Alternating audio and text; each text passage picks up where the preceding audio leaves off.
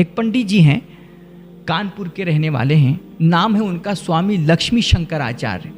उन्होंने एक किताब लिखी है, वो किताब मेरे पास मौजूद है और आप गूगल से चाहें तो डाउनलोड कर सकते हैं, उसकी PDF आपको मिल जाएगी।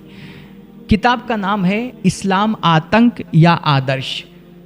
इस किताब के लिखने की वजह स्वामी जी ने खुद अपनी किताब में उस किताब के शुरू में बयान की है। स्वामी जी कहते हैं कि ये जो आज हमारे मुल्क का माहौल है और नफ़रतें अपनी इस तरह उरूज पे हैं, ये कोई एक दिन का बनाया हुआ माहौल नहीं है। सालों से लोग इसके पीछे मेहनत कर रहे हैं, तब जाकर के आज ये नफ़रत अपने उरूज पे पहुंची है।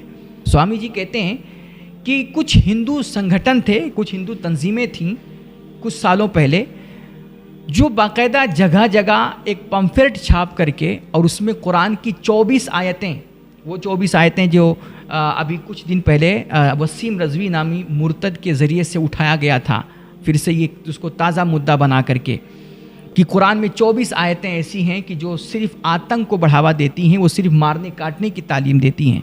वो काट छाँट करके आधी अधूरी आयतें वो क्या कर रहे थे, उसका पम्फलेट बना करके पर्चा छपवा करके वो हिंदू आम सादा भोले भाले हिंदुओं को तकसीम कर रहे थे और उनको डरा रहे थे कि देखो ये कितना ख़तरनाक मज़हब है।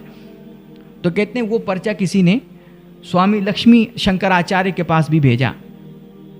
तो स्वामी जी ने वो पम्फलेट जब पढ़ा तो कहते हैं इनका भी जहन और दिमाग बिल्कुल, कहते हैं कि मैं सोचने लगा, दंग रह गया कि यार इतना बहुत ख़तरनाक मज़हब है।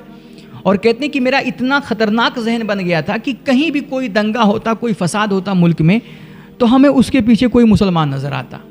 ऐसा अब जैसे आजकल हो रहा है कि हर दंगे फसाद के पीछे किसी न किसी मुसलमान को जोड़ दिया जाता है।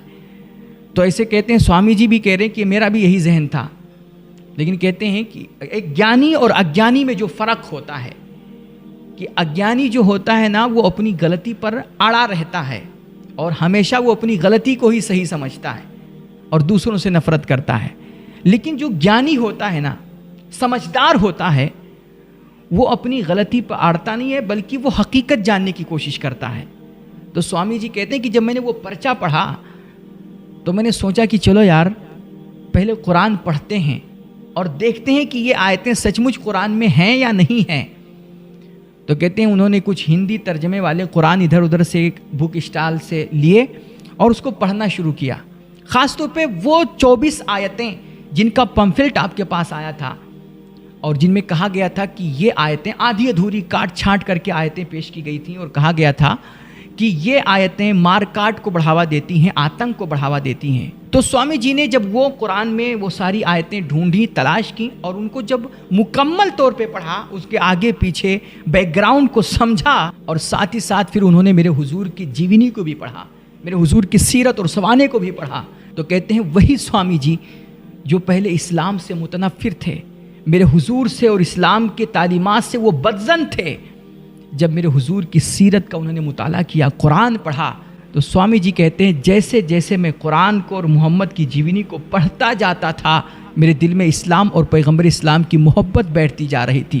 कहते हैं मैंने पूरे कुरान को पढ़ा और पूरे मोहम्मद की जीवनी को मुताला किया, हुजूर की सीरत को पढ़ा, आखिर में इस नतीजे पे पहुंचा कि जो लोग इस्लाम को आतंक का धर्म कहते हैं वो गलत कहते हैं या गलत समझते हैं। इस्लाम आतंक का धर्म नहीं है, बल्कि इस्लाम आदर्श का धर्म है, इस्लाम इंसानियत का धर्म है, इस्लाम मानवता का धर्म है और इस्लाम दया, प्यार, मोहब्बत, खैरखाही और हमदर्दी का धर्म है। फिर आखिर में स्वामी जी ने एक किताब भी लिखी और उसका नाम रखा इस्लाम आतंक या आदर्श। ये लोगों को सच्चाई बताने के लिए, लोगों को हकीकत से आगाह करने के लिए। और ये किताब स्वामी जी के अपने साफ मन और उनके महान चरित्र को प्रकट करती है और भारतीय सूफी संतों की ये विशेषता सदा चली आई है और भारत का, हमारे मुल्क का भविष्य उज्जवल है। ये किताब इसी आशा को बल देती है। आपको ये किताब पढ़नी चाहिए।